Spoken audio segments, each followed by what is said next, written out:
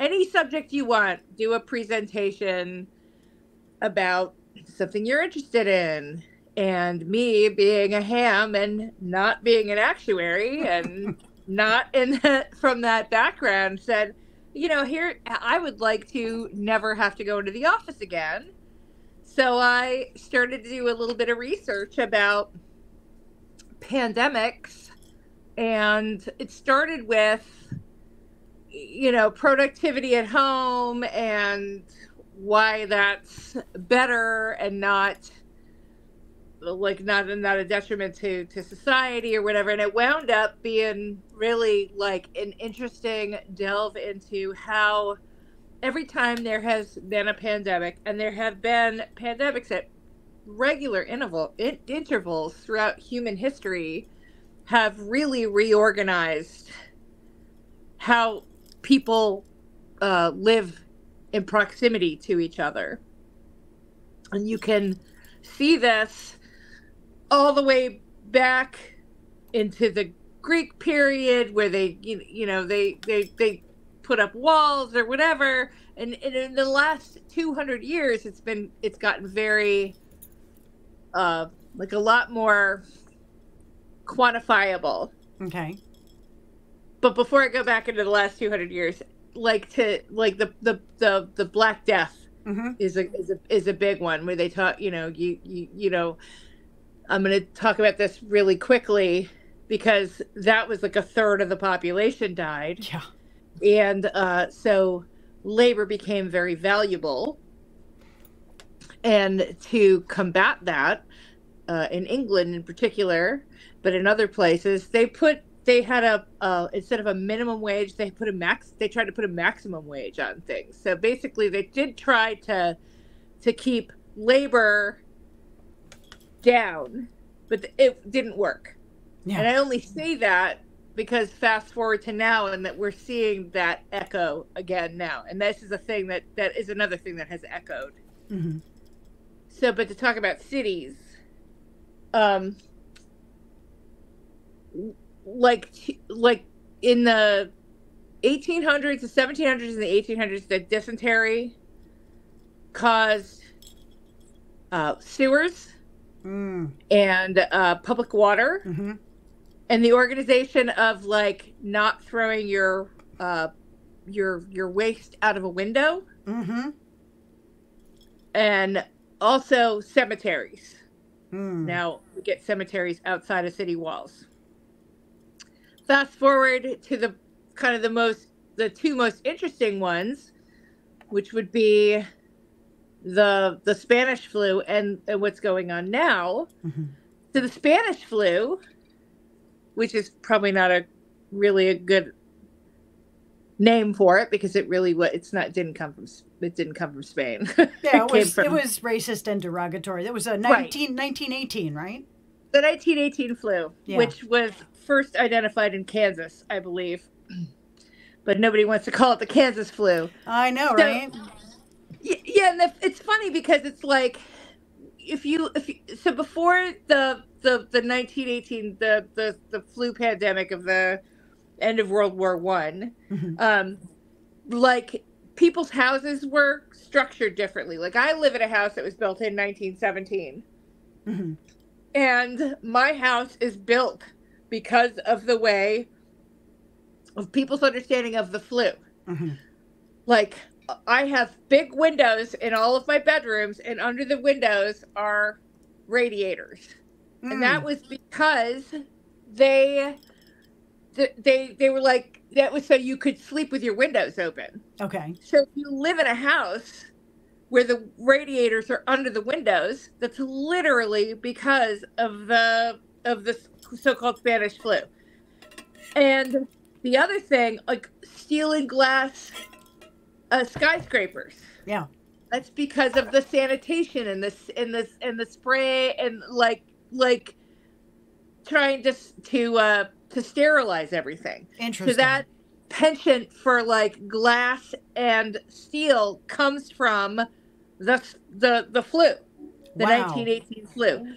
And the other thing that I found really fascinating, and this is kind of where I really want to go with this is that before that, they decided that the reason why the flu spread the way that it did was because people were living where they worked. So that was a lot of the rise of zoning came from the Spanish flu. Wow. Right. I mean, that's like, who would have thought that? So basically, if you were sick and dying in your house, you wouldn't infect people because of proximity. Yeah. So now, with this the latest pandemic, we're seeing how that did not prevent the spread of a pandemic. It did not ease the spread of a pandemic. In fact, we're now reorganizing cities. We're trying to reorganize cities, and the impulse, the correct impulse, is to reorganize them so that you're not isolated, so that you can work from home, because now we have the technology to work from home. And there's this whole, this push for like what they call a 15-minute city. Yeah. 15-minute neighborhoods, which was a thing that was started before the pandemic, which really started to take off. And became, instead of being sort of a fringy lefty idea, to something that was more embraced in the mainstream. So now we're seeing that, and you see cities, and there's cities that are really adopting it. Austin has some, Houston has some, Paris really has gone really all in on the 15-minute city. Like, it's getting rid of cars. Oh, wow. Having it be walkable in the 15-minute city. And here's the thing that, you see pushback on it, because obviously there's always going to be pushback, because cities are organized to be centers of commerce. And all of these towering office buildings, and to have everything kind of revolve around those, it's gonna be ugly. The transition's gonna be ugly, but it happens every time, and it's happening again now. But you see these changes happening in the 15-minute, and like I've seen pushback on the 15-minute city, saying it's just another way to organize people and to keep them segregated in their neighborhoods. But that is a fundamental misunderstanding, and I think it's an on purpose misunderstanding of a 15-minute city, because it's not that each city is its own encapsulated 15-minute nugget where you're never more than 15 minutes away from the center. It means that wherever you live, you're never more than 15 minutes away from your essential services, which means everything becomes very interconnected. Yeah. Now, it's going to be really interesting to see how city centers change in the next 20 to 50 years. Right. And we see this now, when the pandemic started, there was this whole thing. It really did seem like, well, this seems to be where we're going with this. But now there's this push to bring everybody back to the office. But as this is the thing that historically, this is another thing that's happened for all of these pandemics, right back to the Middle Ages. Yeah. Where there's impetus to say, well, we're going to make everybody go back to the way things were. And you can't. It's too late. It's already too late. Things have changed. People, the people that currently are, I guess, captains of industry, don't realize that Gen X is going to walk in and go, "Fuck you, old man," and then walk right back out. Gen Z. Or Gen Z, yeah. And Gen X is going to be like, exactly, golf clap. But I mean, I don't think the businesses are prepared for the kids that are coming into the workforce, because no, they're not. I think you're absolutely right. Yeah. Yep. Yeah, because it's like, it's like, I'm Gen X, you're Gen X. And I think about this, it's like, I got, where I got sent home at the start of the pandemic, and there was, this one other person in my office who I worked with who got hired right before all this happened. And she's Gen Z, right out of college. And like her whole attitude was so different. Like she had, didn't have any work experience really to speak of. She was in her 20s. She was a young 20s. I mean, but she wasn't like 20. She was like, had a degree, and she was like, she wanted to have a job in mathematics. She got a job in mathematics. Yes, I have a job that's in mathematics. I don't know how that happened, but there you go. If somebody had told me I would have a job where I did math when I was in high school, I would have smacked him in the face, but here I am. Oh, man.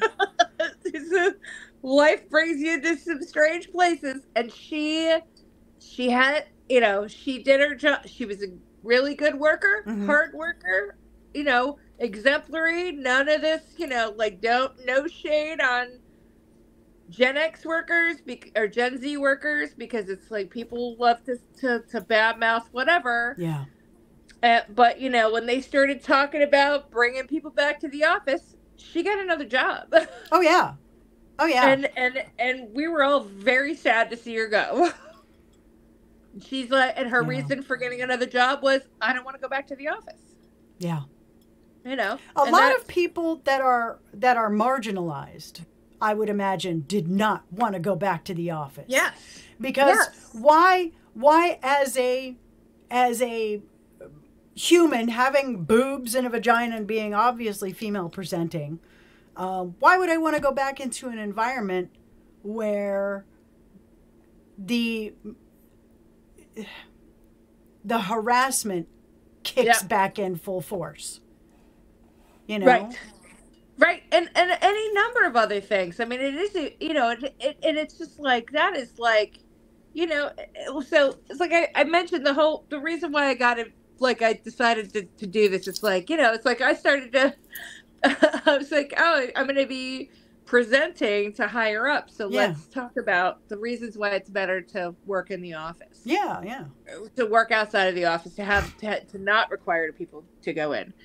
And honestly, people with disabilities, that is a huge thing. Yeah. And it isn't even, and it's like the level of, the level of involvement for people with disabilities to not have to go into a physical office is so monumentally huge. Yeah.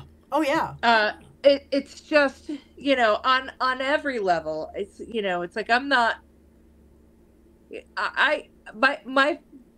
My dad's best friend and our neighbor 2 doors down was quadriplegic. Yeah. He had broken his neck in college. So I grew up with always in my life, the person who I thought of as my closest uncle was a quadriplegic in a wheelchair, and he worked from home from the 70s.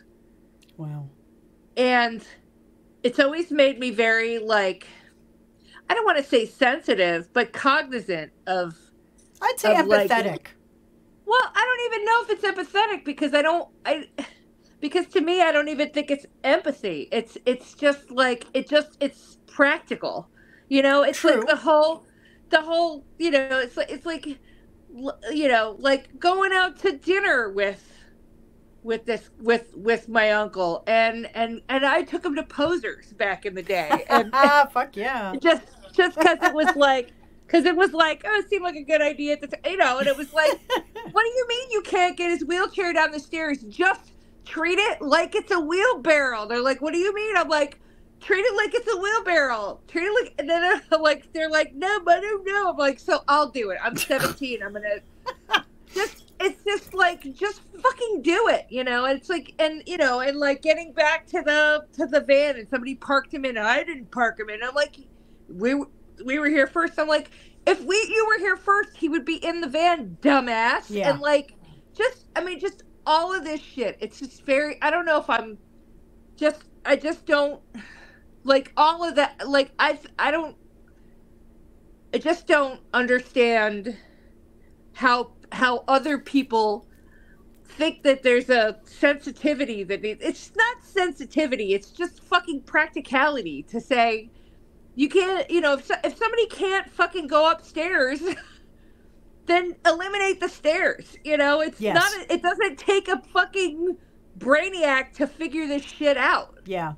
Provide an alternate option for people who can't use the stairs. The thing, and like the easiest, the cheapest, the most obvious alternate option in a day of massive connectivity is just let people work from home. I know. Why is that so difficult? I don't understand. It's like my dad's friend Larry. He, like, in the 70s worked from home. Yeah. in the early 70s, he worked from home from like 1972. My father worked from home from 1979, and he didn't have any disabilities, but it's not like the whole idea that it's not practical or whatever to work from home is artificial. Yes. And here's another thing. It's also very much like, if you have any kind of, like, if you're even going to pretend you give a shit about the environment or climate change or any of that stuff, to like replicate the infrastructure and all of that shit that it takes to like have a whole nother system of working from home, of working from the offices is crazy. Yeah. And I live in upstate New York now, and you live in sort of Northern Virginia. Sort of. But we're both from Northern Virginia. Yeah, we know. It's like the whole idea, like, get people off of the fucking street. It's like, why do all of those motherfuckers have to be on the Beltway? They don't. They don't.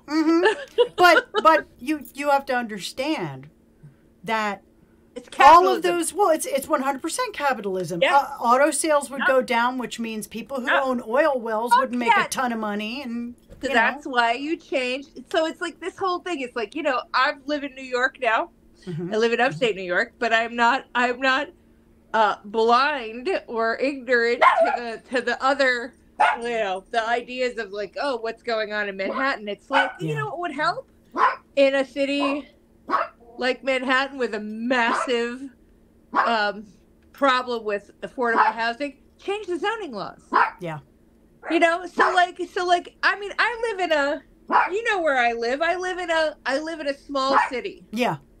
I live in I think a lot of people live in small cities. Like, it's not a city, but it's like, if I lived in a place, if people live in a place where they could walk to the grocery store, if they could walk, if they could now, it's like, if I could walk to a coffee shop, that's why, it's like I feel like a coffee shop in an office park deserves to die. I'm sorry, it does. Yeah, if your sole business is people that come into the city, no. It's like, I'm sorry. And this is the thing. It's like, there used to be stables in the city, in the inner city too, and they're not anymore. Yep. Well, and a lot of cities have what is called food deserts, where like all the grocery stores are at least a 20-minute or a 5-minute drive out of the city. And drives. Yep. You have to drive there to get there. It's crazy. Yeah. It's like, we need to, even, and I hate to say this, but even just like not even looking at the problems of food deserts and like the segregation of like people who are money from not money. Yeah. Even without all of that, it doesn't make sense. No. It doesn't make sense. Well, it is I honestly think we're back to, or we're at, the cruelty is the point. Yes. It's you want to punish poor people for being poor as much as possible, and you also always have to remind them that they're poor, because otherwise they'll forget. And I never understood that. That is an immense level of cruelty. That's just ridiculous. I don't understand it either. I don't understand what the response of someone who doesn't have any money. What are they supposed to do exactly? Yeah. I mean, I would have thought maybe you wanted them to die, except for apparently you want them to have babies. Oh yeah, before they die. Yeah, I guess to give them to rich. I don't understand.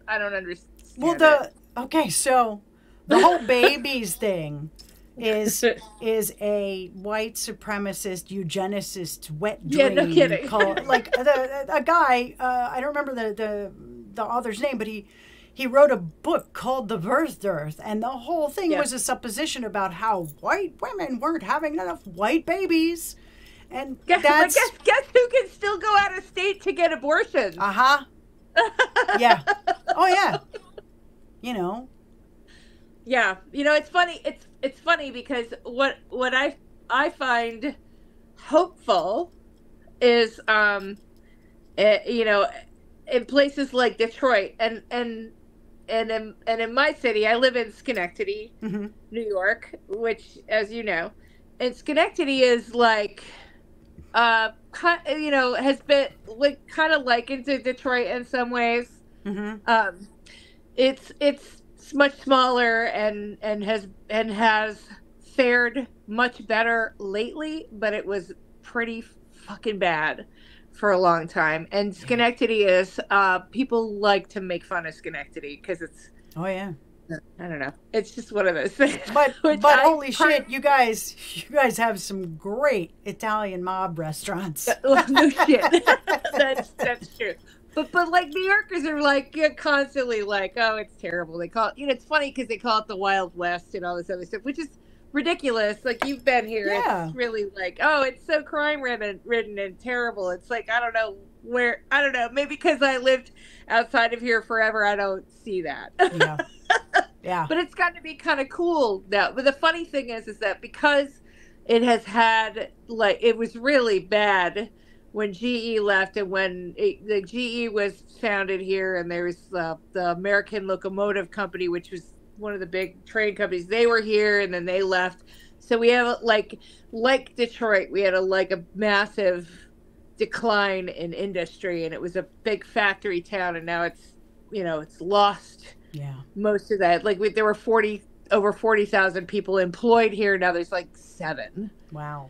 Which is bad. And it's taken a long time to kind of recover. But one of the things that's made it interesting, and Detroit is similar, because nobody looks at it. Like, we're allowed here to make some interesting choices that you could never make in a place like Fairfax. Like, you could never say, you can keep goats. Right? You can't, you can keep chickens and goats and bees in the city of Schenectady. And that's awesome. And you can paint your house whatever color you want. And you can have a vegetable garden in your front yard.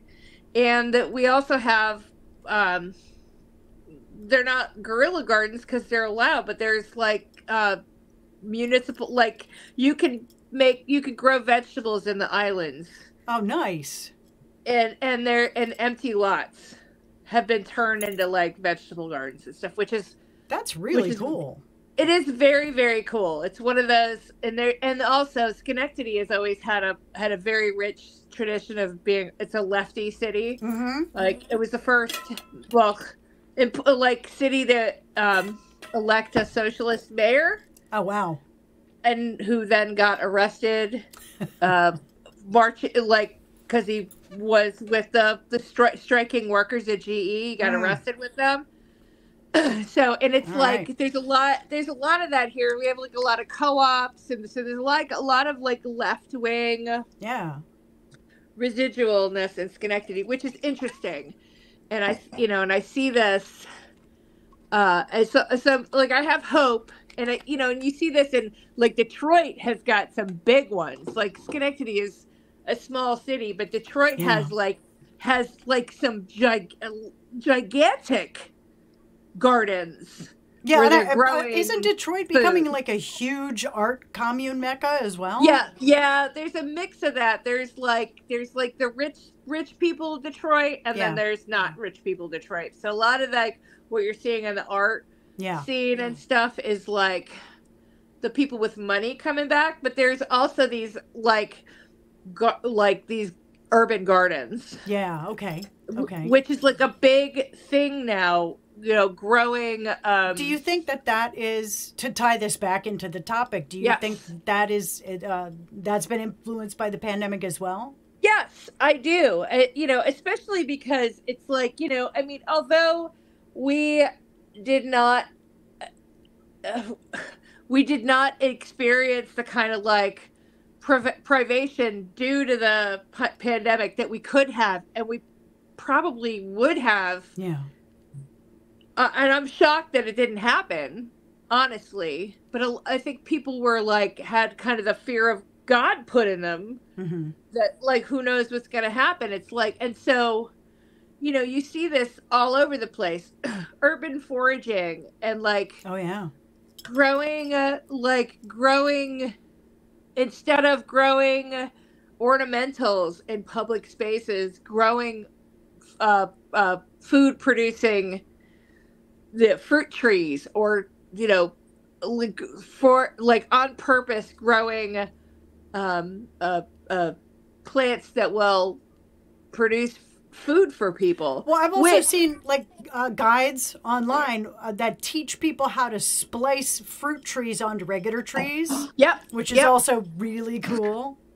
Yeah, and that whole thing about like urban foraging, which I know you and I both follow, the Black Forager. Yeah. She talks about this too, because it's like the whole idea to not forage, to not know what you can eat. That's also fucking racist. Yes. Like, I hate it's racist and classist as fuck. It's like, it's hard. It's like it's hard to like, it's like you feel, sometimes I feel like, oh, well, there it is, it's racism again, but it is, it's racism again, and you kind of feel like, like, it's like, well, it's like, oh, well, why is that? Oh, racism again. Like, and fucking all the time, man. And it's like, so, like, yeah, it's like, we had a friend, come over to, she's like, she's like into the whole thing. She like came over to the yard. Sean took her in the backyard, my little tiny city backyard, and she pointed out all the stuff that was edible in the backyard. Oh yeah. And it's like, it's like, I remember growing up, it's like there's sumac plants everywhere up here, and I always thought they were poison sumac, because that's what everybody thinks. They're not poison sumac. It's straight up sumac. It's like yummy, delicious. Oh yeah. It's a popular spice in Arabic dishes. Yeah, and Native American. Yep.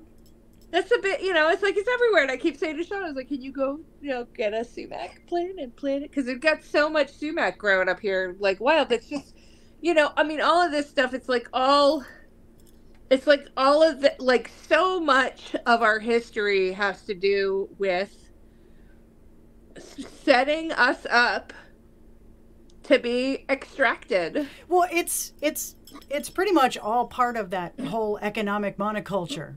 The reason that companies try to dissuade you from going out and picking food is because they need your money at the grocery store. If you know about certain herbs that will help heal you, then the drug company's not getting their cut. And there are a lot of people who are just like, you know what, that's a conspiracy theory. And I'm like, that's how economics works.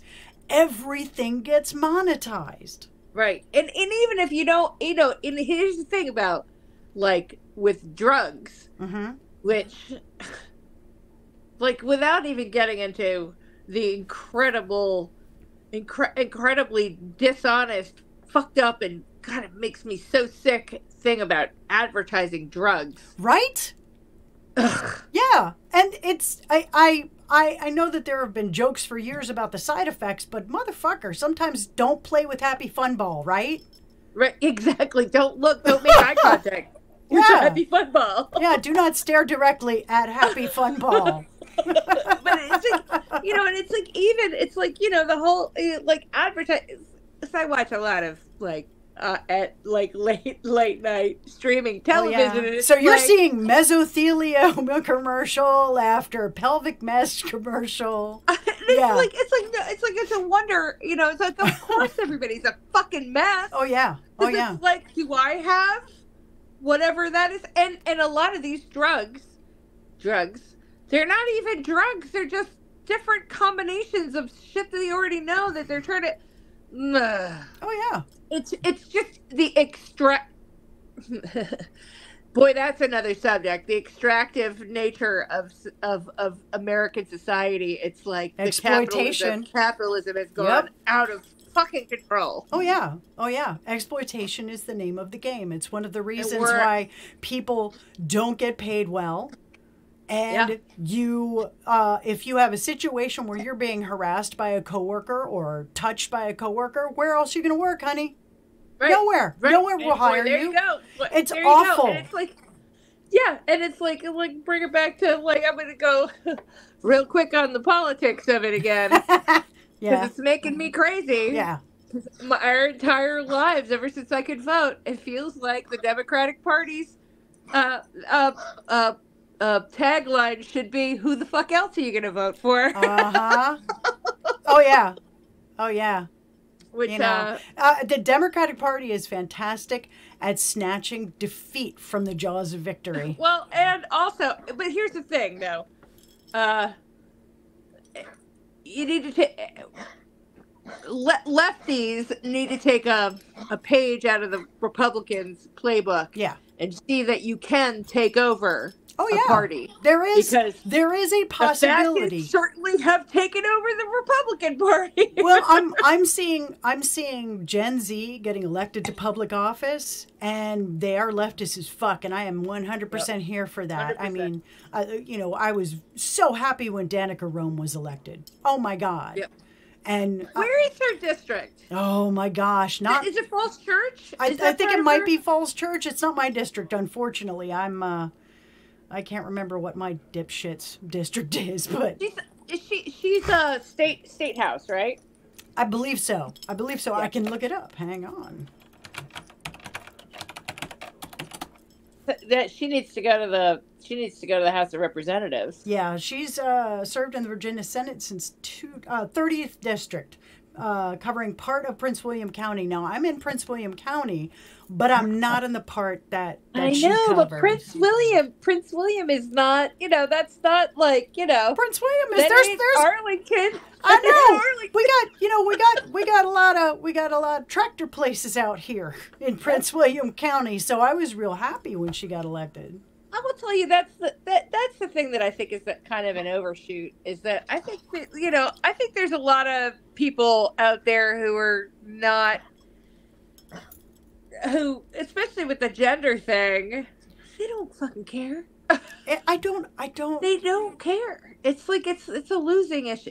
It's 100% a losing issue, and yet you still have people that will basically they will chase that car, catch the bumper, and the car will just keep going.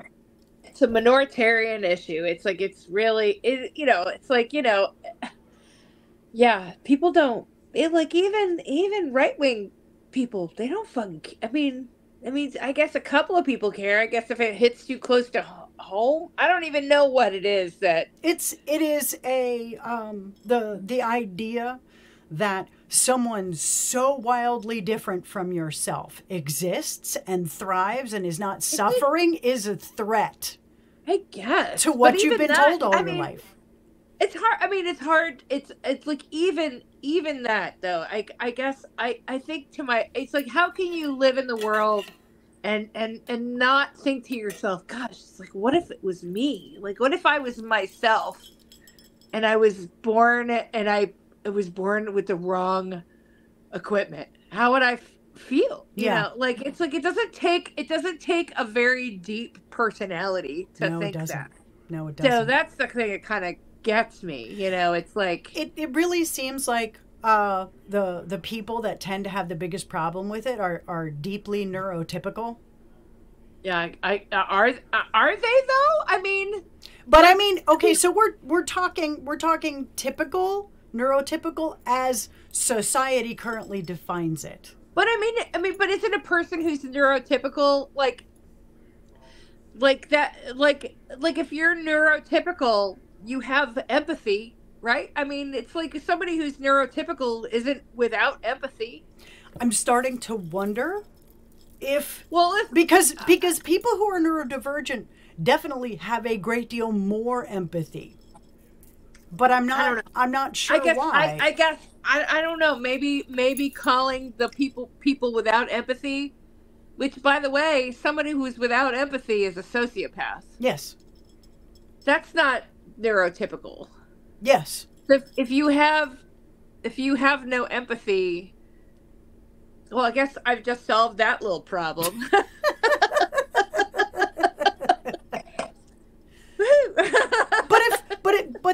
But there are narcissists and psychopaths who have understood that they have an empathy issue, and because they want to be part of society and they want friendships, they understand that they need to at least, you know, they know how to ape it. But I mean, we know, I could name people. Oh yeah, who are like that. Who are like perfectly fine to be around. Oh yeah, yeah. There are several narcissistic men that have TikTok accounts, and their whole thing is educating people about narcissistic personality disorder. And it's like the idea that we're talking more and more about the divergence that we have from the normative. Yeah. The more there are shared stories of, holy shit, I thought I was the only one, those start to go away, because you finally understand that there are people out there like you who do have empathy for literally everybody they run across. That's Gen Z, right there. Yeah, you know, and it's the person that you have to become to survive a traumatic, abusive environment is you essentially become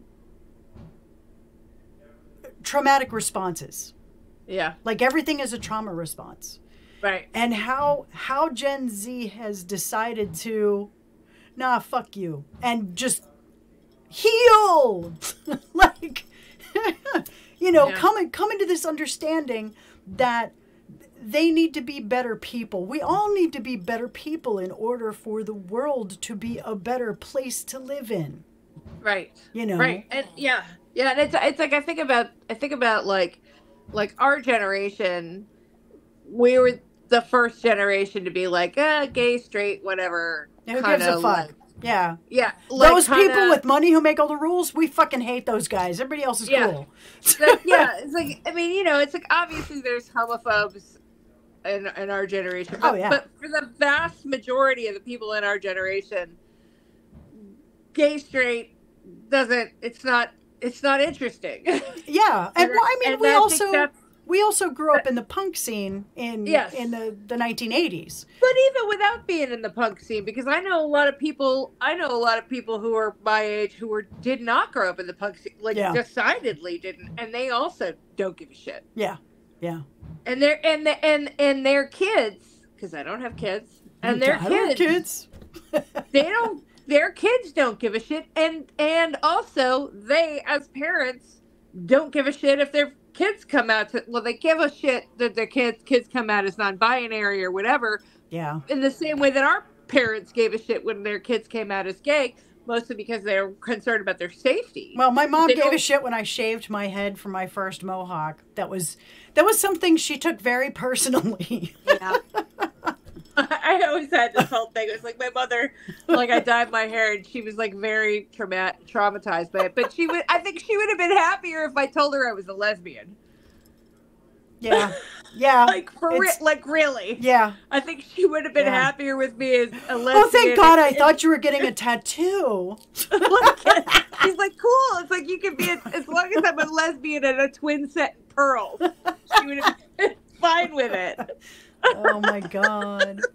But I mean, I think it's funny because I know people, it's like I know people our age who have kids who are either non-binary or trans who are like 100% supportive, who you would not think, who you'd be like, oh, it's like John Leguizamo's joke about, you hate Puerto Ricans, your daughter's going to bring a Puerto Rican home. It's like that whole thing. Yeah. But it's like, and I cannot tell you how many people who are like, thought, oh, God forbid your kid. And then your kid does. And they're like fucking fine with it.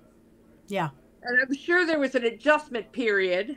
Oh, yeah. And I understand that, especially with trans kids. It's like you got to, mourn your son or your daughter in order to welcome your... Well, you've got to mourn who you perceived them to be. Mm-hmm. And if you actually love someone, you understand them on their terms. You do what you can to understand them and meet them on their terms. If it's all about your perception and you're uncomfortable because your perception is wrong, then that's 100% on you. It's the perception. It's like, it's like I've got like, I have a neep. I like to say neep because there is no non-gendered nephew neep. I do like neep. That neep. Neep? I like neep. Okay. It's also a turnip, which is kind of a sweet, it's kind of sweet, right? Yeah, it's good. It's a good term for neep. Yeah. So I have a neep who is questioning gender. Yeah, yeah. And, and like I don't think my neep's friends give a shit where the neep is coming down on it. I don't understand why. I don't understand why it matters. Right, like, but the adults all want to know pronouns and how to refer, and it's like, but the adults needing to know what genitals a child has. It sounds like a interesting problem. Right. It's like a whole thing. It's like a whole thing with pronouns. It's like if only English had a good gender neutral pronoun. That it's because I don't love they.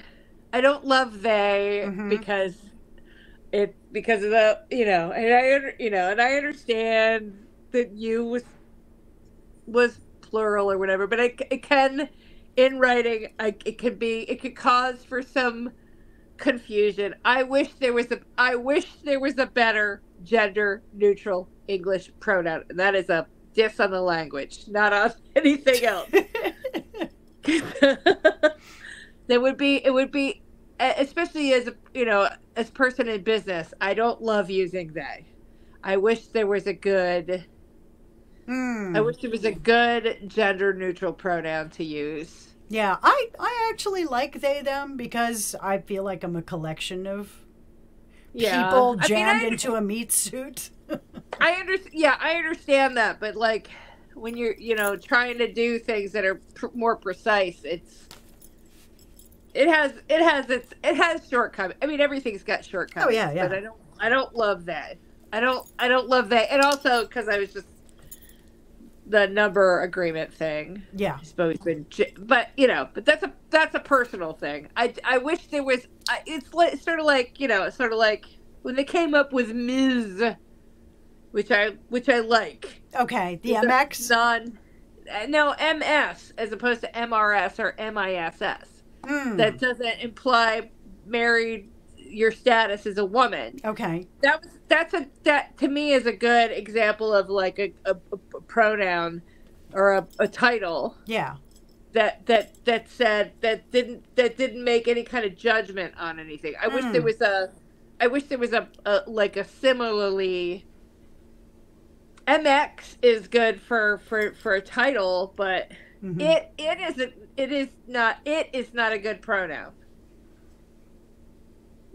Like a singular. I don't know. I have a friend that is very comfortable with it, and I just whatever anybody chooses, I'm good with. Yeah. But it would be nice if there were other, I guess, other pronouns.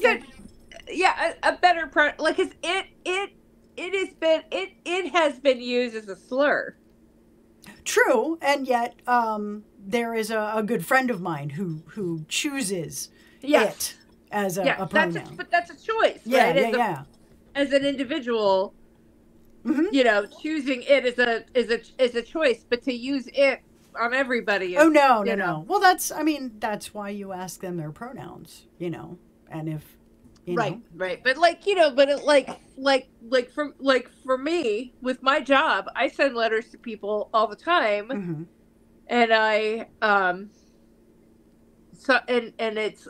spend a lot of time trying to figure out how to elegantly avoid using pronouns. Yeah. Pronoun at all, because I don't want to make an assumption. Yeah, I do the same. I will usually use.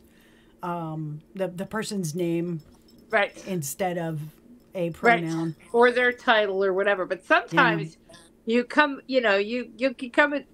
come at a point where it's like really like a pronoun would be super handy. I don't know, maybe there will be new pronouns that come out. New language is always being invented.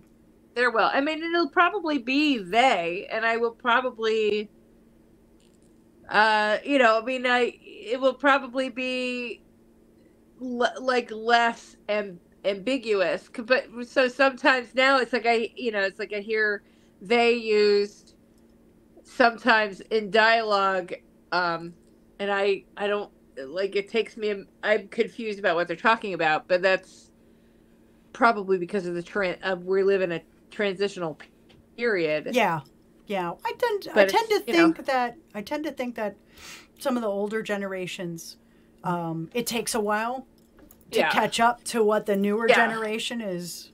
It's just a question of number. Sometimes when I hear they, I'm looking for more than one person, and not like depending on how it's they can be used in a way that's not ambiguous, but sometimes it can be confusing. It's a me problem probably. Well, and I think one of the reasons that people get so fluffed up about it is because they have this perception that if they've mispronounced it, that they're a piece of shit, and oh my God, and I think that they put themselves through that. Yeah. Like. That's true. Yeah, and so I think it's like a self-perception of I'm shitting on myself because I messed up, and if we could just kind of give ourselves a little leeway and go, I'm gonna do better. I'm genuinely sorry. I'm gonna learn more and I'm gonna do better. I'm gonna go on a limb and say that's not me. I'm strictly talking about sometimes I'm confused if you're talking about a group of people or not. Oh no, and I get that. This was not me trying to equate. I do know what you mean, and that's the thing, and that is I blame Fox News for people believing that if you pick the wrong pronoun, all of the somebody's horrible going to attack you for it. Oh yeah, all of the horrible, shitty things that are said about the trans community in the media are it's appalling. Yeah, you look at just ask. you look at the shit that came out back in the 1950s about the dreaded homosexual, and it's like that about trans people now. Yes, it's ridiculous. Yes. Yeah, and the irony, of course, is that the way that people would talk about gay people in the 50s, it's like referring to them as with female pronouns and all this other stuff. Oh, yeah. And now it's like, can I get a female pronoun? You know? Can I get you not calling me Mr.? Yeah. You know, I mean, and it's you know, it's not just, you know, it's funny. I had an experience with a gay friend who started dating an older guy who constantly referred to him as she and Mary and all this other stuff. And every time it was like uncomfortable for my friend. And I'd be like, what are you doing? Why are you doing that? Because that's just how we all talked. I'm like, well, do you not see it's making him super uncomfortable? Yeah. Yeah. So that's the thing I think people really need to realize. It's like, it ain't just straight people who have this problem. Oh yeah. Oh yeah. Well, I think that we have a difficult time addressing uncomfortable subjects with each other. Yeah. In a way where we can hear what the other person is saying if it's at all remotely critical, and vice versa. Yeah. You know, open, honest communication is not easy to find in a lot of situations, and that is immensely frustrating. Yeah, I don't know why people give a shit. I just don't. I mean, you know, I'm as a cis hetero female, like, married to a man and the whole thing. I don't know why do people care? Yeah. I don't. Why does anybody why does anybody get a fucking opinion about who I let into my bed or in my life? I don't. Yeah, it's like I've like the most. You know, it's like I don't understand why I don't care. I don't care. Yeah.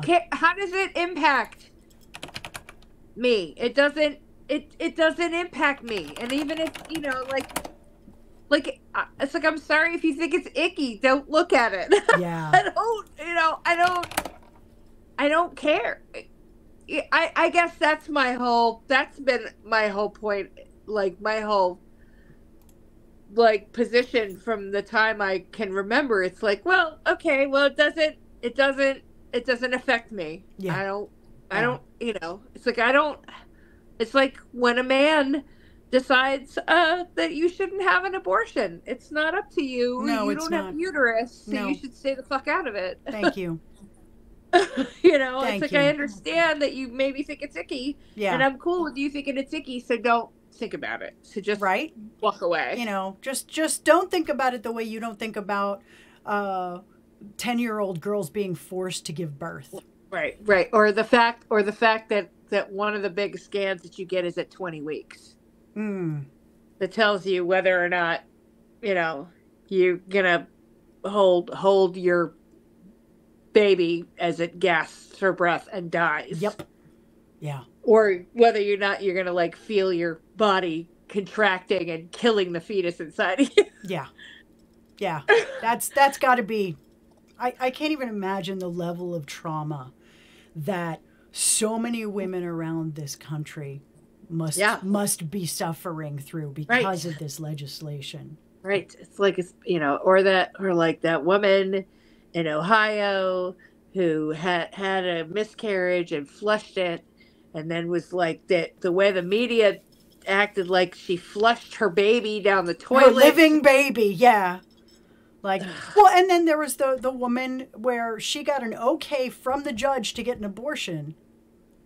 And then the entire state of Texas descended and said, no, fuck you. And then she left. And now they're talking about prosecuting her. Good. You know? Good. Because, you know, I mean, here's the thing. Like, Kate, what's her name? Kate, I can't remember what her last name is, but she's ready for it. She's ready for it. Yeah. She fucking is ready for it. And she's, you know, she will get donations. Yeah. And support. Yeah. Fucking bring it. Oh yeah, motherfuckers. That whole thing where she got approval, and then the Attorney General of Texas sent notifications to every healthcare provider that if they gave her an abortion, that they would prosecute them, even though it was okay. Yep. There you go. There it is. There it is. Yeah. And by the way, vote Democrats, because as terrible as they fucking are, they won't approve an abortion ban, a federal abortion ban that Trump would sign. Yeah. There's a new bill in India that is, they want to govern unwed couples who live together. And I'm like, oh, trust that's coming here. If I mean, as much as people don't like the choices that the Democratic Party have made, they're not fascists. They are not fascists. In fact, they're the opposite of fascists. In fact, they need to stop. It's like, I don't even want to say this, but because it's like they're too goody-goody. They're too much the goody, God damn it. God damn it. Yeah. It's like, sometimes it's like. I mean, I'm gonna be real clear. I'm voting for Biden. Yeah, me too. I am not any like both the parties in this country don't serve me. Right. And that's not and by the way, but your vote, it's like your vote is not a moral choice. Yeah. It's strategic. Yeah. It's who is more likely to get you what you want. Yeah. And that's Biden. And who is more likely to make sure that your friends don't get put in camps and murdered. Right. And by the way, guess who's also going to support the shit out of Israel? Yeah. Like genocide in Palestine? Donald Trump. Yeah. That's the thing. It's like, I mean, I hate to say it, but it's not a, voting is not a moral choice. It's a strategic choice. Yeah. That's all there is to it. And yeah, I'm voting for Biden because who the fuck else am I going to vote for? Like I said, it's the motto of the Democratic Party. Who the fuck else are you going to vote for? Yeah, Green Party, haha, have fun throwing your vote away. Jill Stein. Yeah. By the way, what the fuck? It's disgusting. The Green Party, the American Green Party, disgusts me because I have never seen them attempt to like run local candidates. Like why have they not tried to take over school boards? Why is it only the president? Yeah, that's a really good point. That's a really good point. That is fucking bullshit. Well, I think a lot of people in the country initially did not know how important local politics were, because local politics basically tells you who your mayor is going to be, who's the head of your police force. Right. Like basically, these are all the people that you're going to be interacting throughout the course of your life, as long as you live in that municipality, right? Right. So you kind of want people who aren't fascist assholes in those positions. And that's how you build party power. Yeah. Yeah. So it's like the Green Party. It's like, where have you guys been? Yeah. What the fuck? Where have you been since Ralph Nader got rocketed the Green Party onto the national stage, and people blamed him for all kinds of shit? Why haven't they been building on that since 2000? Yeah. That's a question. Oh well, it's a lot of politics is performative. And that's unfortunate. Right, but that's it, right? I mean, a lot of politics is performative, but where has the Green Party been performing? I don't see any of it. Yeah. Like, Jill Stein has been the Green Party candidate for president for however many, whatever. It's like, it's all well and good, but what does that even mean at this point? Yeah. And they, it's like I have a problem with the Green Party. I have a problem with the Green Party. Like the DSA, I think is a much more that's much more practical, because they want to take over the Democratic Party. Democratic Socialists of America. Yup. Yeah. Yeah, I mean they have their it's their own party, but they're working within the Democratic Party. It's like, you know, that's one of the nice things about New York. I mean, there aren't a lot of good things about New York electorally speaking. It's you know, I mean, fucking Eric Adams. Oh my God. But how many hours you got? Yeah, no. Well, we do have line. We have a line. You can vote party lines. And you can, like, third parties can endorse other parties' candidates. So like the Working Families Party, which is really good, which overall does I would say 80-20 job on vetting and endorsing candidates. So you can you can vote. Like if you go into New York, a New York ballot, and you can vote the Green or the Working Families Party line. Okay. And they will endorse. They don't have to run their own candidates. They'll pick whichever candidates and they don't run their own candidates. It's too expensive to run their own candidates. So which is cool. So they run realistic candidates. Yeah. Which is why, you know, New York did as well as it did when Cynthia Nixon, who I like to refer to as Governor Nixon, because although she did not win in the primary, she pushed Cuomo pretty far to the left on a lot of stuff because of the Working Families Party endorsement of her. Yeah. You know, and because he's the fucking worst. And by the way, he's never going to be president, which makes me so happy. We like to call him the bad Cuomo.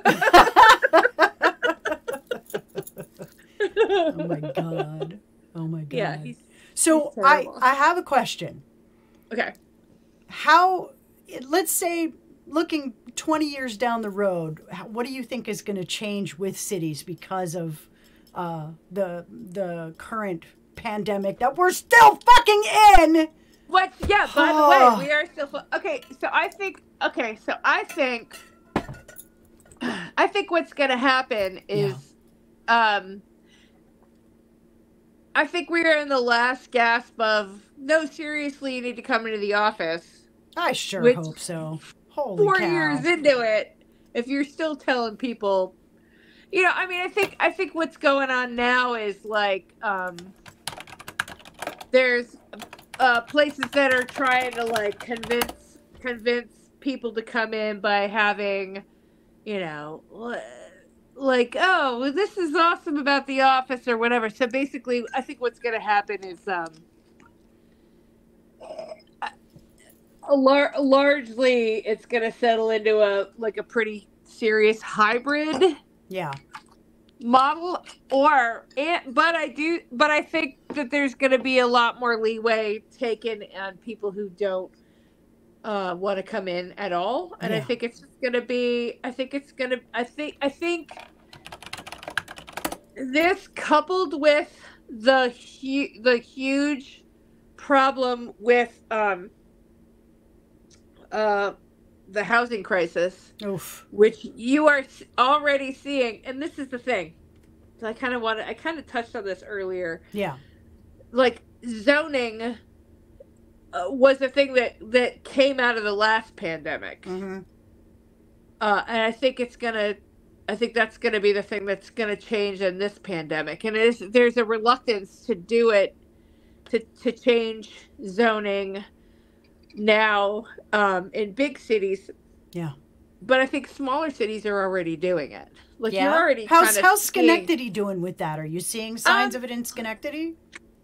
We don't have as much of that, like, because the city is smaller. Sure. We don't have as much of that problem. We already had a lot of really good mixed zoning. I think the big cities are gonna change with the zoning is gonna change. And here's, the other thing is like malls are dying. Yeah, so they are. So there's that has already started to be like a change of malls becoming mixed zoning. Yep. I think there's already been a lot of movement in cities where like older buildings that are built built before 1930, 1940, Mm-hmm. they can convert them a little bit more easily to housing. Yeah. I think there's going to be a point where that's going to start to cascade. I'm wondering if they're going to start turning malls into like housing facilities, like communities, neighborhoods. The thing that's already started to happen. Yeah.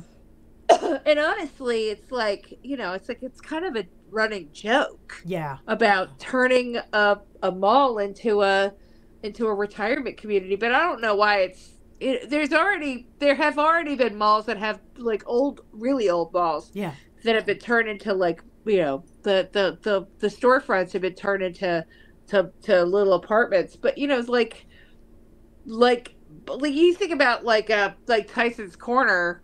Those stores are big. Yeah, they are. They're already like, the infrastructure is already for like pretty massive amounts of sewage and electricity. Yeah. I don't see there being a whole lot of like need to change the infrastructure on that kind of stuff, like sewer or whatever. Yeah, because you've already got plumbing. You've already got bathrooms. Yeah. I mean. Yeah. They already have this massive plumbing and this massive amounts of electricity and everything else. Yeah. And I don't see why you couldn't pretty easily turn those into villages, really. Mm-hmm. And it's like, and I could see, it's like my dad was we moved him into a retirement community that was like, it was like in a what do you call it, like Embassy Suites, the Embassy Suites hotel. Yeah, it was basically like that. Okay. Only like it was like the little apartments. They were like 500 square foot apartments. They had the little kitchens in them, but there was like massive amounts of like communal stuff, and everybody had their porches and their dogs. It was like college, and everybody was older, and it was like I wanted to live there. That sounds awesome. I mean, it was awesome. It was awesome, and I got to tell you, so I had this friend who I reconnected with, who I was in Brownies with. Mm-hmm. Oh, shit. It's one of the weird things about moving back to this area. Yeah. Because they don't call it small bitty for nothing. Yeah. So her mom was in the same community with my dad. We had to move my dad out, but she got COVID. She lived in New York City. Yeah. She got COVID bad. Oof. In the early days. Mm-hmm. Like lying in her apartment, probably should have gone to the hospital. Yeah. Didn't for 6 weeks. Yeah. And then came up here, and it was scary up here too, because it would be like, because they were medevacing people up here all the time. So you hear the helicopters and stuff, which would see another reason why people try to minimize it. I'm like, fuck you. Yeah. So, but. And her mom, so she came up, and she was working from home up here. Mm-hmm. in the retirement community, and then her mom wound up having to go in nursing home, and then she was living in the retirement community. Oh wow! But turns out you only have to be 50. Really? Yeah, and it's like these places. It's like this place. Mm-hmm. Food. Wi-Fi. Mm-hmm. There's a little apartment with has a kitchenette and stuff, but meals are included. Oh wow! Like your linens, mm-hmm. light housekeeping for like $2,500 a month. Holy shit! Which is like totally doable. Oh man! Right? like all of a sudden you're like, wow, it's like, well, I'm surprised it's not full of 50-year-olds. Like, right? Like if they turn a mall into that, you'd be like, you keep, you keep your, like my running joke is you keep a couple of stores like stocked so we can pretend we're shoplifting and we'll all be super happy forever. Yeah. Yeah, I got away with it. That'd be great, I mean, it's God. like, I'm cool with that. It's like mall walking and the whole thing is like we just hang out in a mall. I know. It's everything we wanted back in the 80s. Right. I don't see, it's like, I have a hard time seeing a problem with that. It's like, it's like, oh, I can move in my 50s and still work. There's plenty of parking. Yep. There's a lot of parking in There malls. are common areas. You could have parties. Yeah. Oh, yeah. Yeah. Yeah. It's like, it's like it's warm. You don't have to like worry, like in the wintertime, you just hang out. No, to me, it kind of sounds ideal. I mean, I hate to say it, but living in a mall kind of sounds a bit like heaven. Yeah. Yeah. Ooh, heat flash. Guess it depends on who you're living in the mall with, but... Oh, holy cow. Oh my God, are you getting a hot flash? Yeah. I never got one of those. Oh, I'm very happy that you haven't. I don't envy you. Yeah. Like I don't know. I don't want to tempt fate, but so far so good.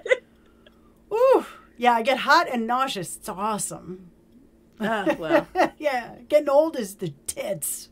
Isn't it the best? I don't get that. I get night terrors. That's my thing. Oh wow. I have problems falling asleep. I have problems staying asleep. Oh wow. Oh, that sucks. So I fall asleep at 8:30 and then I wake up at 12:30 and I'm like freaked out. Oh my God. Oh my God, right? Yeah. Yeah. So mall utopia, is that what you see coming? Yeah, absolutely. Right. Yeah. I think so.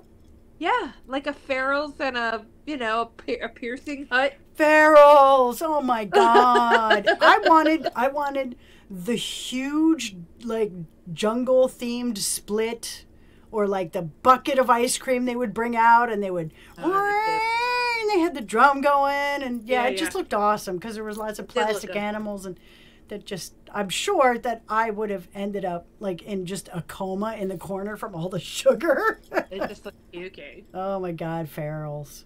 Yeah, Farrell's. I'm like, yeah, just don't, yeah.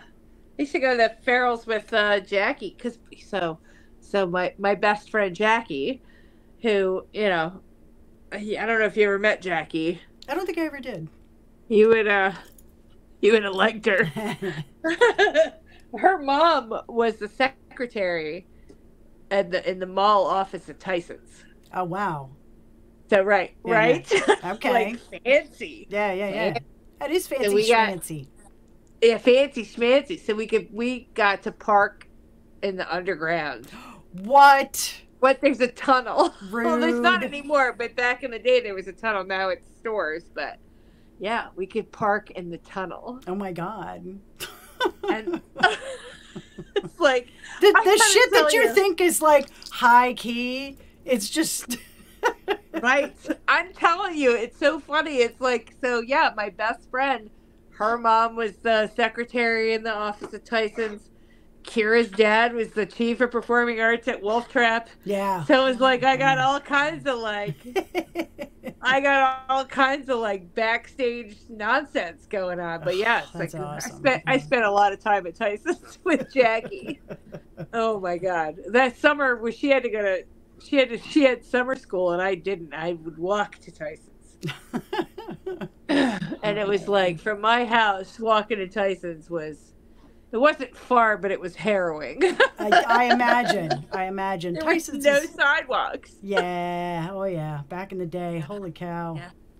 Yeah, there's no sidewalks. Yeah. And yeah, so it's so funny because it's like, now thinking about that now, I'm like, oh my God, what were my parents thinking? Let me, because I know they were like, because they didn't. So funny. They did not let me have a job. I was not allowed to have a job. I realized, and they told me later because they wanted to control me because they didn't want me to have any money. Right? That's fun. Yeah. Yeah. That old saw. Apparently I had an allowance, but they never gave it to me, so I never had any money. Yeah, if you have money, then you won't stay. You'll leave, and we'll have no control over you. Yeah. Yeah. Yeah. Oof. So people are like, "Oh, you didn't have to have a job." I'm like, "No, I wasn't allowed to have a job." Big difference. And my parents were like, "You can't have a car, even if you get a job and earn enough money to have a job. We're not signing off on it. So don't even think about it." Were they waiting for you to get your Mrs. degree? Weirdly, no. They wanted me to go to college. They wanted me to get good grades and go to college. Okay. And they didn't let my brothers. It was the same with my brothers. Yeah. To be fair. Oh, wow. None of us were allowed to have jobs. How interesting. Until we were like, yeah, we were not allowed to have jobs. And well, up until what age? 18. Wow. Okay. Yeah, I had to have my first job at 16, but I dropped out of high school, so fair play to my mom. Well, we had like little bullshit jobs, like, but nothing scheduled, you know? Okay. But because of where my birthday fell, I graduated high school when I was 17. Okay. So, it's literally just because of when my birthday's in November. Well, your birthday's in November, but in New York, the start date for kindergarten is the year before it is in Virginia. Oh, okay. All right. So I graduated. So I was always, I couldn't take driver's ed because I was too young to take driver's ed. Like all that stuff, I was a year younger than I was a year younger than all my peers, right? Yeah, yeah. But that's but that was literally, so yeah. So that was, it's just an accident of birth. Yeah. That I was, but yeah, no, they wouldn't let, it's funny because, and it was like, they caught to it later when I was older. They were like, yeah, we didn't want you to, they knew they could control what I did because I didn't have any money. Yeah. Which, looking back on it, really, I'm like, fuck you guys. Yeah. It's terrible. Yeah. Jesus. So it's not like it's like, oh, well, you're lucky you don't have a job. You didn't have to have a job. It's like, yeah, sure. Lucky me. I also couldn't do anything. Yeah. It's like, I remember, it's just like, I guess I'm hiking out. I'm like, I'm going out, I'm going to go hike out to go hang out at Tyson's again. Oh my God. Do nothing else. I just remember I had my allowance was $3 a week. Yeah. Which, even back in the day. Oh, yeah. That's fucking ridiculously, that's nothing. Yep. Even back then. Oh, yeah. And I would never get it. Because I would never, and it would be like a whole big, like if I asked for it, it'd be like a whole big fucking thing. Was it at least applied to your tuition or something? No, they paid for all of that. That's the other thing. So that's right. why I don't want to complain about it. Yeah, I graduated. No college debt. They paid for all of it. Yeah. So, I'm not, it's two different issues. Yeah. Two different issues. And they never asked to see my grades in college either. Yeah. Two totally different issues. Yeah. But I remember, like I said, my dad worked from home from the time I was 12, which is kind of an unusual thing. Oh, very much so. Back then, yeah. Yeah. But I would be like, oh, I got no money. And I'd be like, zero money. I'm like, I want to get 75 cents for the bus. Yeah. Yeah. Dad, can I have 75 cents for the bus? And he would be like, sure, sweetie. And he would pull out this big, gigantic handful of quarters, and it'd be like, I haven't got an allowance in weeks. All I do is my mom gives me money for lunch every day, and I don't buy any lunch.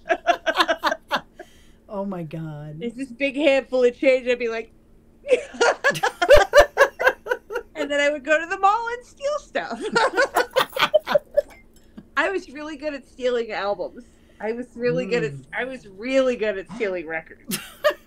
The Woolworths at Tyson's Corner. Oh my God. Jackie and I. Oh, I can't even tell you. It's like, if I told you how many records we stole from that Woolworths in Tyson's, it was like embarrassing. Oh God. So many records. Like, I was a good girl. I stole so much shit. So much. Like, really a lot. Like, it would be like, we'd go to the record, we'd go there. It's like, and now I have a hard time, like, sometimes. Like, you know, Sean and I are in the grocery store, and I'm like, oh, like, it's like, oh, these vanilla beans are $15. That's unreasonable. So I'll just steal them. Oh, no. And he's like, what, did you just steal those? I'm like, yeah, I did. Oh my God. I can't, you know, it's like, I'm eating, it's terrible. Especially because it's like, now I'm like an old lady, nobody gives a shit. So I'm like, like if I was really gonna go for it, it would be like terrible, right? I mean, I don't have the morality of a 14-year-old girl. Like now, now I'm like, it's a good thing because it would be bad. Yeah. Yeah. Oh my God, I stole so much. I used to steal, like I would come home, like I would steal like 40 packs of gum. Oh my God. I don't know why. That's so, wow. From the People's Drug, so in Tyson's, the People's. Yeah. And the Woolworths.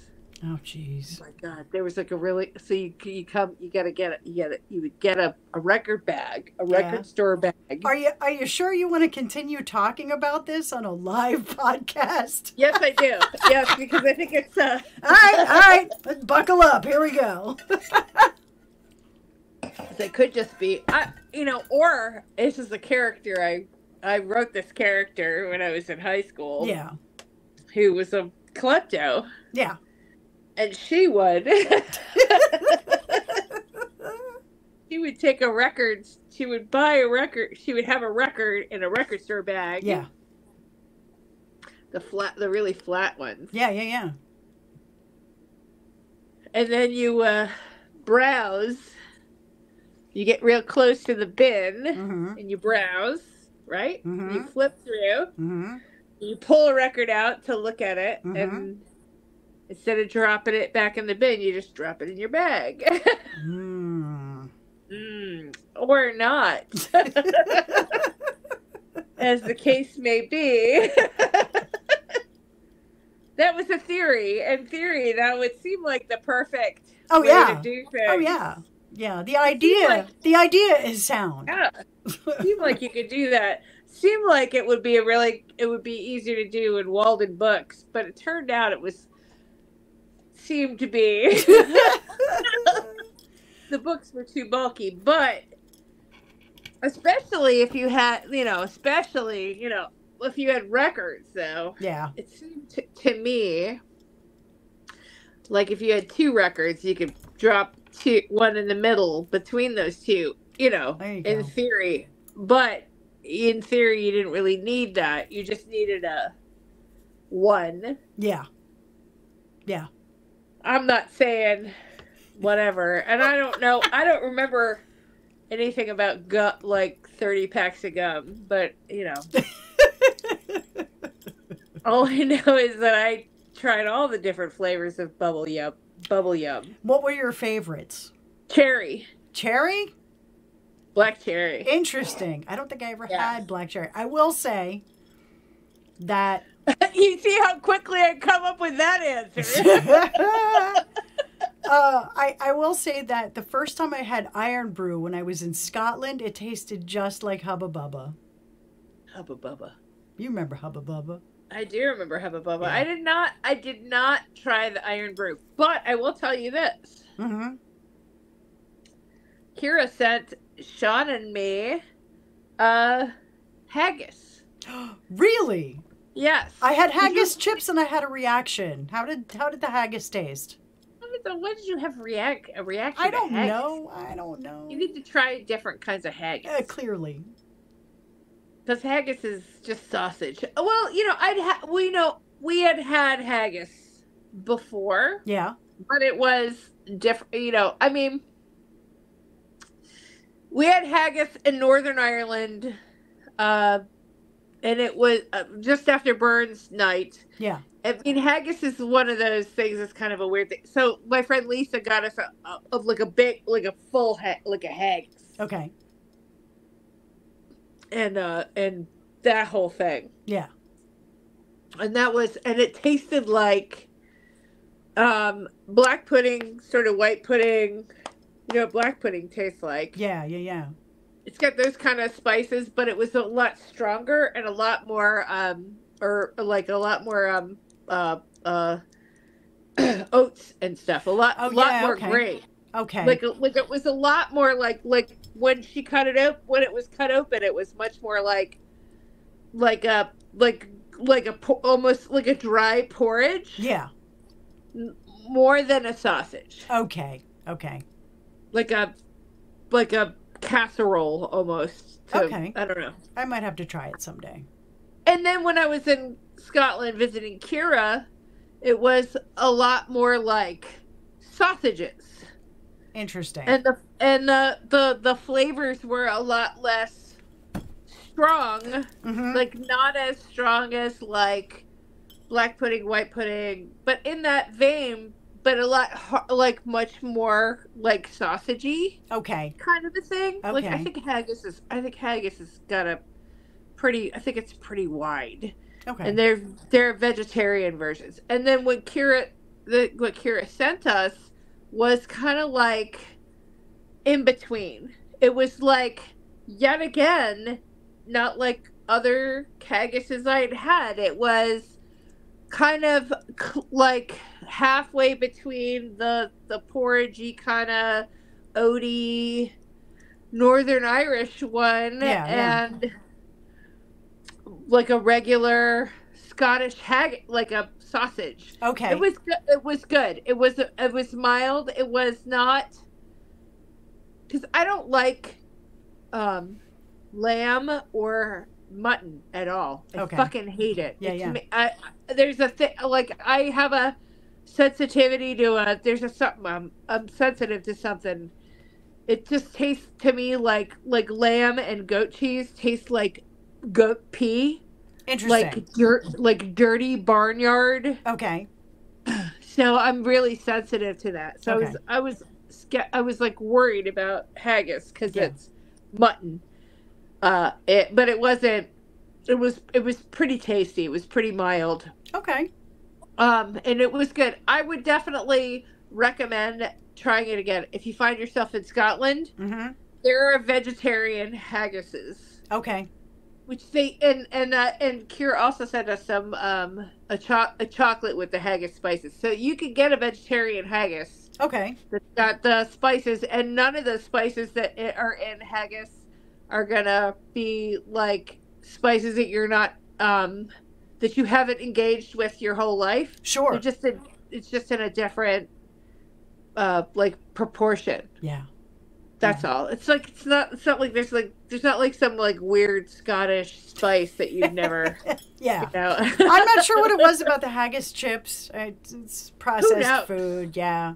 Who knows? Who knows? It could have been any number of things, but I would definitely try it again. I would not like haggis is. I mean, the spices in haggis are like, it's like white pepper and allspice and stuff. It's nothing. Okay. It's nothing weird. So, basically, it's your vision of the future is that we're all going to end up living in malls and working in malls because I hope so. Yeah. All right. I can get down with that. I don't know.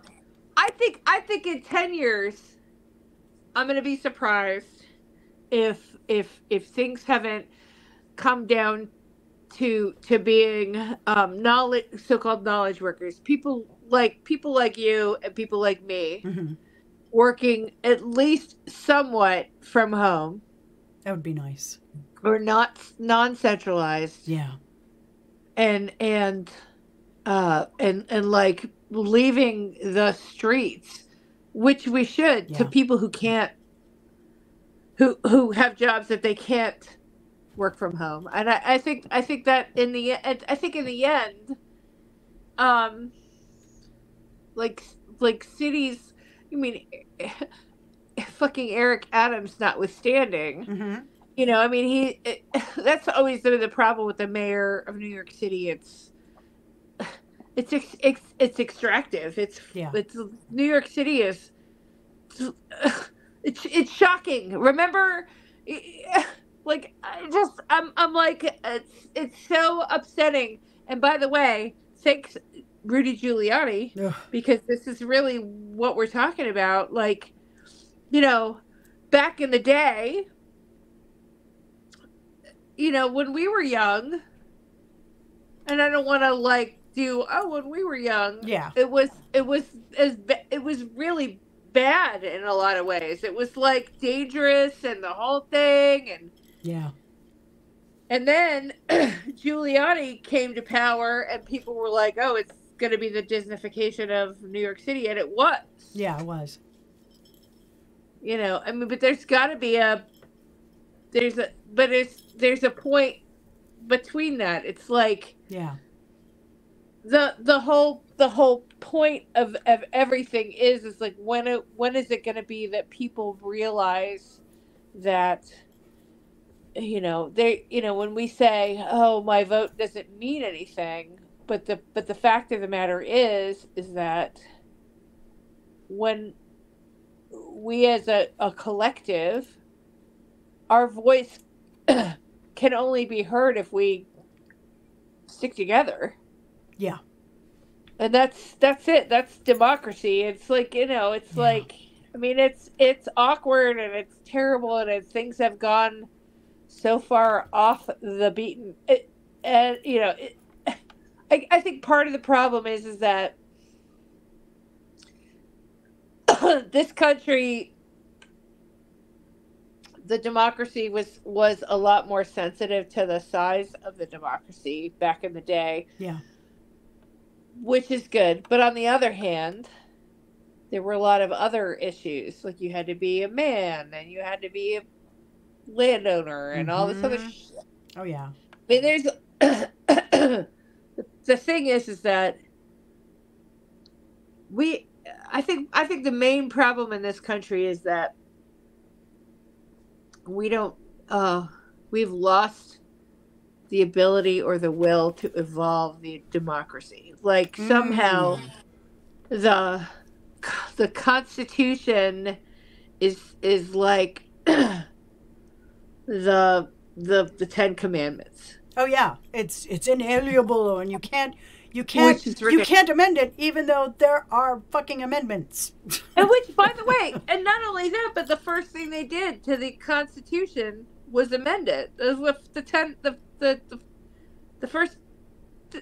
amendments. Yep. They're amendments. They're amendments. They're changes. When you say amend, it's fixing. It's changing. But somehow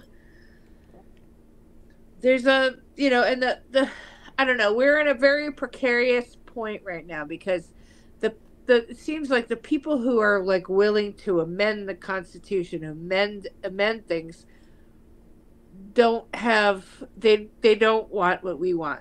Yeah, unfortunately. The people, they want it's like they want to bring child labor back. They want to bring they want to bring, what was it, company towns back. You know, all of the things that had children dying of black lung in mines. Right. They want to bring back. Yeah, it's, you know, it's like this whole and that really is, that's it, right? I mean, it's like this whole. It's very upsetting to me. The big plus is that there are a bunch of kids who aren't going to they're not going to they're not going to fall in line. They're the ones who were born here. I just, yeah. And I hope that's going to be enough. And it's like, and I know things have been really bad in the past, and they really have been very, very bad in the past. But the thing is that the forces of evil have never been more organized than they are now, and that's kind of what worries me. But I really think that there is a groundswell that we do not see. I hope so. Of people that are doing the work of making themselves better people so that the world can be better, I hope so. But the thing is that, yes, but it's like the minoritarian rule is what really worries me. It's like, the fact that the popular vote doesn't mean anything because of the Electoral College. And it's like we knew this was coming. It was like a choice to like let it get to this point. And by the way, and I don't want to sound like I'm a one issue voter, but I'm a one issue voter. Yeah. The fact that they would not say the word abortion. Yep. Basically, it's like, it really does mean that they've allowed women to become, not even women. We're vessels. We're vessels for children. Yes. Anybody we're vessels who can and caretakers. Birth. Yes. That's it. And it means it's like anybody who can give birth is one of these. And those of us who could give birth and who no longer can give birth, and now we're like nothing. Oh yeah. And I always say to people, it's like, well, it's like, oh, are they okay? Like, would they be okay with giving you an abortion if they found out your fetus was a female? Yeah. Yep. How many countries committed femicide or infanticide against female infants, throughout the generations? All of them. Oh yeah. Oh yeah. There's evidence that even says that like in the old, I kind of want to lay shit on people way back when, but yeah, there's been femicide, mass femicide against people, because it's like men are not comfortable with the fact that, back in the million years ago, the fact that women could make babies. Yeah. They did not like that. And and it was their whole, it's like any number of ceremonies where you get circumcised or whatever doesn't give you the same kind of power as menstruation does, which just comes on you, whether you like it or not. Yeah. They don't like that. Yeah. And I think a lot of them don't understand it. I mean, especially the lawmakers who say that a woman's body can just shut that whole thing down if someone rapes you. Like, your body will know that it's a foreign invader and will not get pregnant. It's fucking weird. But we're getting off topic.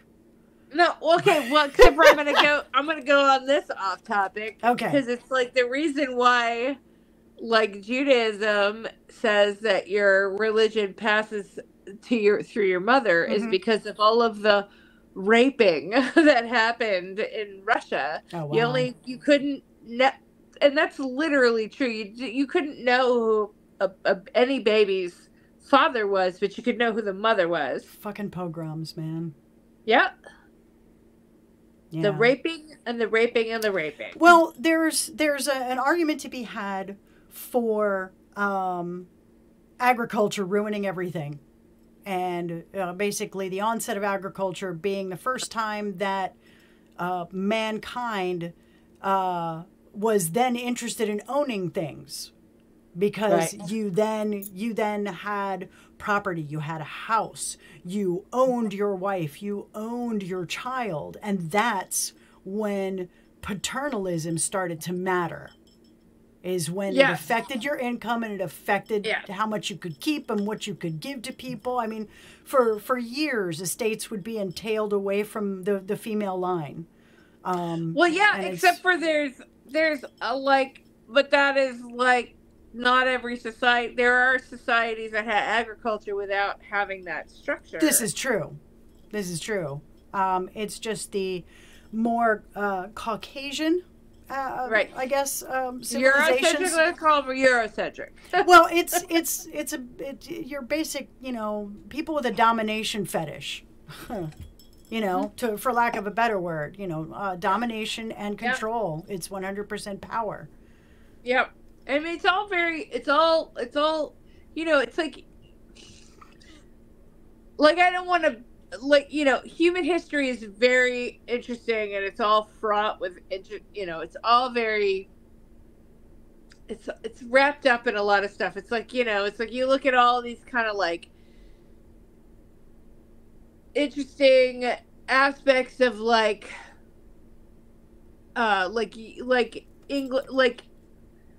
the Arthurian romances. Yeah. Which is it's definitely Eurocentric or whatever, but there's a lot of female archetypes in there. And then you look at Chinese history too, which is super paternalistic. Yeah. But they have a warrior woman archetype. Yeah. In that it's where Joseph Campbell talks about this in his books, mm-hmm. where he talks about how there's evidence and it can't be verified, mm-hmm. but there is evidence that in a lot of prehistoric societies, men got super jealous of women's histories and killed all of the women who were not children. They killed all of the women because of the power that they perceived that they had. Yeah. Well, and there are religious sects where women once held the power, and men came in and snaked it out, and then said, "No, women can't do this." You mean the Christianity? Christianity? No, maybe? not Christianity. I'm talking that there are and by the way, Christianity, yes. Oh no, I get Christianity, but other paths this has happened to as well. Yeah, I mean, you can tell, you can see it in the Old Testament too. It's Lilith and the whole, mm-hmm. All of it. It's before there was ownership of property or whatever. Mm-hmm. A matriarch of society is it's not so threatening as what becomes later. And I'm hoping that I feel like we're coming on a period now where maybe we're finally getting to a point where it's, maybe the next 100 years where maybe it will be for real. That would be awesome. But it will, because it's you see these, these spasms of things go in a way, and things whiplash back. Oh yeah. Oh yeah. You look at you have the forward movement and then the reaction, and then the forward movement and then the reaction. Right. Iran. Yeah. It's look at the huge change from 1970 to now. Yeah. And it's 100% because of fundamentalist religious bullshit. Yep. Yeah. And boy, I'll tell you, that's the thing. It's the whole fundamentalist thing is really, it's. Yep. It's it's funny because it's going back to Judaism and stuff. Mm-hmm. It's Judaism, Judaism is a very interesting religion, mm-hmm. because the priestly caste was wiped out. like thousands of years ago. So the people who went out and went forth were the scholars. Yeah. Right. So Judaism is a very scholarly religion, but now we've got this like a recreation of this like priestly caste, and they're the problem. Because it really is fundamentalist. It's always authoritarian. It's always men make the rules. Women don't get to question. Children are seen and not heard. Women do literally everything, while men get to basically sit and talk about the world and important things. And the thing is that that's important to realize about Judaism in particular, that form of Judaism is 150 years old. Yeah, at most. That's not old. That's not that is a new invented form of Judaism. It's like being a Mormon. Oh my God. I don't say anything bad about being a Mormon, except for being a Mormon is bad. Yeah. Well, I mean, it's like the Taliban. They emerged in the 1990s. You know, I mean, it's yep. It's a reaction. It's 100% a reaction, and I really think it's you have a way, you have a perspective and a way of behaving in the world that is dying out. Yeah, and the people that want the abuse to want to be able to be abusive and not be called on it. Right. That's no longer really being allowed as much. And so you're seeing almost like a death rattle. And that's why you see people like Andrew Tate and other idiots like him becoming so popular, because people are trying to cling to this hateful ideology that tells them that they're better than everybody else. Whether you're male, female, you have land or you don't have land, whenever you're succeeding depends on another person suffering, you're the fucking problem. Exactly. Yep. I agree. 100%. Yeah. Yeah, it really is. Yeah. It's like, what is the expression? It's like, equality feels like oppression if you're being the Yeah. Like if you are part of the favored caste, equality feels like oppression. Yep. Yep. And we are in a caste society. Yes, we are. And the caste moves to protect itself. That which is outside the caste must be punished. Right. Right. I hope that we all end up in these super spectacular malls. I will, of course, be living in the country and raising goats and chickens. or in a mall. Or we could all be living at Tyson's Corner. Living in goats and chickens in the like downstairs where if it was the old mall with the dark bricks with those big huge bird cages that birds would always escape from. Yeah, with the old Orange Julius, if it's that mall, I'm in. Yeah, that doesn't even be like we could raise chickens and stuff in the tunnel. Back in the movie theater, remember the movie theater? I remember. Oh my God. We could raise the chickens and the goats and what was that? There was the Hex on the one end. What was the Woody's on the other? Or J.C. Penney or some shit. Yeah. Yeah. Woolworths. Oh my God. We stole their ship line. No, I'm sorry. In my short stories that I wrote in high school.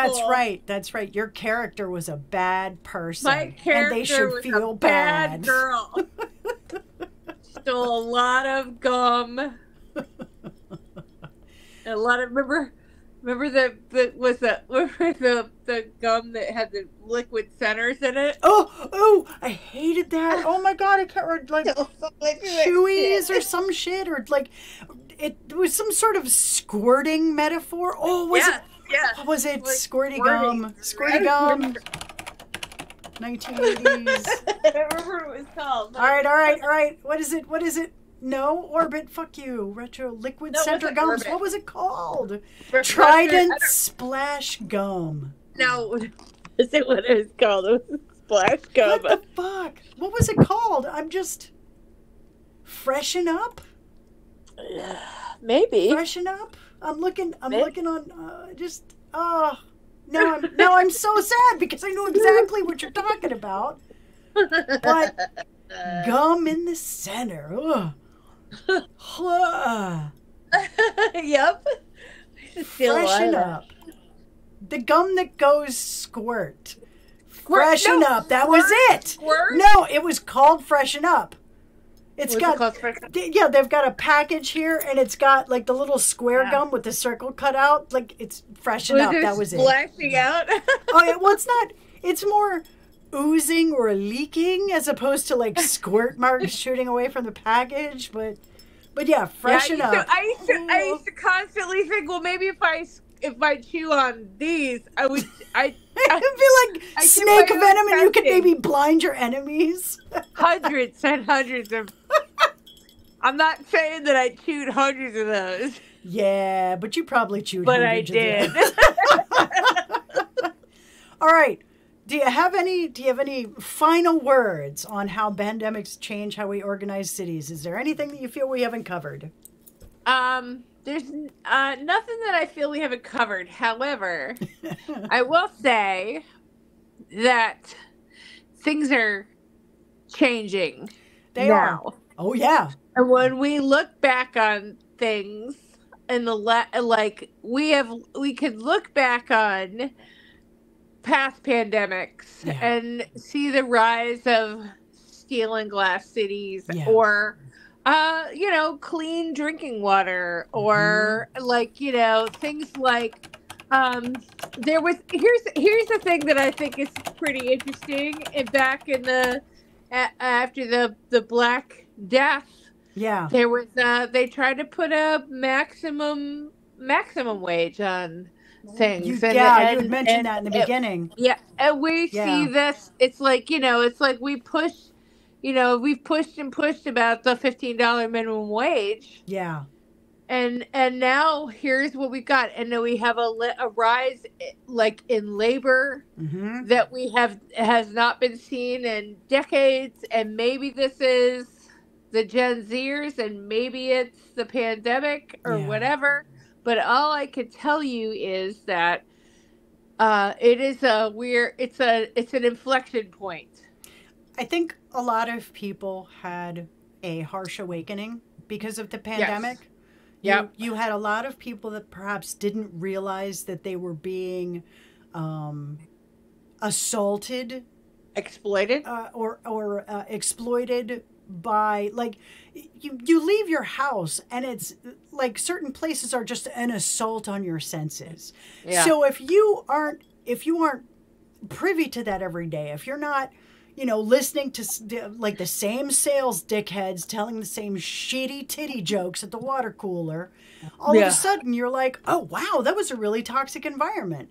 And then when the boss tells you have to go back in, it's like, motherfucker, you were safe there. I was never safe there. Other people were never safe there. Yep. And I think a lot of people came to that realization and finally said, I'm done. And you had a lot of people quit when people started forcing everybody back into the office. I think it's a really timing thing too, because it's like there are a lot of people who, work in, what I do, there's a lot of people who have been working past their retirement dates. Well past their retirement date. And they're looking at raising the retirement age to fucking 70. Yeah, it's fucking bullshit. Yeah, let's have children working from the age of 10 to their age of 70. So you get 60 years out of them, and you can get a whole bunch of it's obscene. It also doesn't make any sense, but and another thing is like, it's like a lot of people who were like working past their retirement age, who were working past whatever, and then the pandemic happened, they were like, you know what? It seems like a good time to retire. Right? So you had retire. Yeah. Well, you also had a lot of medical personnel who were just done. They were done. They didn't want to work in medicine anymore, and I can't blame them because holy fuck, that must have been horrifying. And I think that's still resounding. It's like I have friends who are in, you know, like in that field. Yeah. Who like pushed through. Like I have a really good friend who was an ER, like a nurse who worked in the ICU at Inova. Yeah. In the heart lung thing. Like yeah. yeah. Cheney was one of her. Oh wow. And she obviously, she's like, she would tell me like this whole way through. She'd tell me what shit looked like, and I'd be like, yeah, I'm not interested in any of that. Yeah. Yeah. And then as soon as she got past it, she fucking quit. Yeah. Because she couldn't deal with it. She was living in her driveway in an RV. Yep. For a year. And that, you know, and her, you know, it's like she's got her own family, and she's like a white middle class person. She's not even like, like it's not even the, like I think about like when my dad is in a nursing home and the people who, like, he was you know, how terrifying was that? It was like he was like living in this, we had to move him in the day of the lockdown. Yeah. I had to drop him off in the front of the building there to come out and get him. Yeah. Yeah. And it was like people in spacesuits or whatever. Yeah.